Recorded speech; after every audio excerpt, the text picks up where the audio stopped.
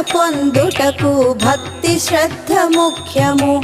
శుద్ధ ఉచ్చారముతో మంత్రము పఠించుము. పీఠ పూజ చేసి ఆసనమును సమర్పించుము.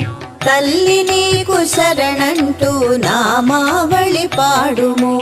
రాజేశ్వరి దేవిని భక్తితో స్మరించుము. రాహుకాల పూజ చేసి శుభ ఫలములు పొందుము.